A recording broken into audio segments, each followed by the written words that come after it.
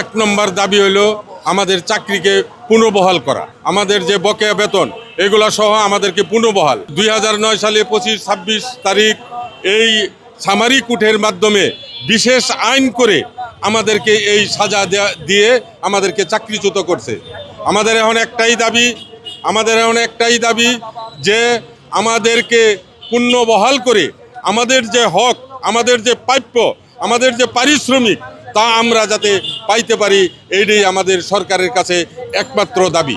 আমরা যারা বিডিআর সদস্য গত 2009 সালের 26 এবং 27শে ফেব্রুয়ারি হত্যাকাণ্ডের মাধ্যমে যে সমস্ত বিডিআরের অনিজ্যভাবে ব্যয় হিসেবে আমাদের চাকরিচ্যুত করা হয়েছে, সেই চাকরি ফেরাতের জন্য আমরা ন্যায্য দাবি আদায়ের জন্য আমরা এখানে অবস্থান করতেছি। 2009 সালে পিলখানাতে যে হত্যাকাণ্ড ঘটিয়েছিল তৎকালীন স্বৈরাচার সরকার শেখ হাসিনা, তখন আমরা চাকরিচ্যুত হয়েছি এবং আমরা ছিলাম 76তম ব্যাচের, অর্থাৎ বিডিআরের সর্বশেষ চাকরিচ্যুত।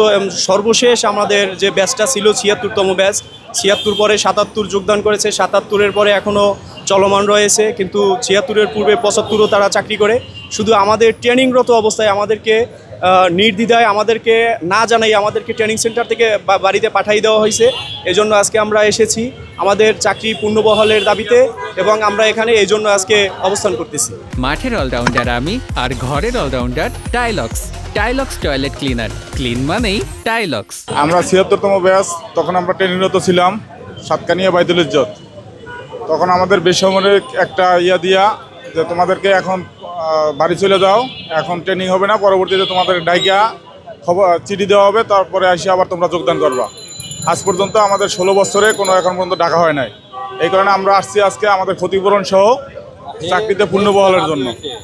ডিজি মহোদয়ের কাছে আমাদের আবেদন থাকবো যে আমরা যেন পুনরায় সব ক্ষতিপূরণ সহ আমাদের চাকরি পুনর্বহাল পাই। যারা হত্যাকাণ্ডের সাথে জড়িত আমরা চাই তাদেরও বিচার হোক এবং কঠিন বিচার হোক, কিন্তু আমরা যারা আমাদেরকে বিদ্রোহের তকমা দিয়ে আমাদেরকে সাজা দিয়ে চাকরি বঞ্চিত করছে এবং বিডিআরের সমস্ত সুযোগ সুবিধা থেকে বঞ্চিত করছে।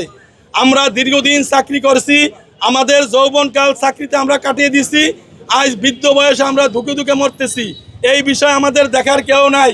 বর্তমানে বৈষম্য বিরোধী সরকার, আমি মনে করি সবার কাছে বৈষম্য দূর করার জন্য আমাদের উপরে যে বৈষম্যমূলকভাবে বিদ্রোহের তকমা দিয়ে আমাদের সাজা দেওয়া হয়েছিল, সেই সাজা থেকে আমাদেরকে মুক্তি দিয়ে আমাদের চাকরিতে পুনর্বহাল এবং আমাদের ক্ষতিপূরণ দিয়ে আমাদের মাননীয় ডিজি মহোদয় আমাদের কাছে এসে আমাদেরকে আমাদেরকে আশ্বস্ত করবেন যে আমাদের সেই বিদ্রোহের তকমা বাদ দিয়ে আমাদেরকে চাকরিতে পুনর্বহাল করবেন। এই আমাদের দাবি এবং এই জন্য আমাদের এখানে অবস্থান।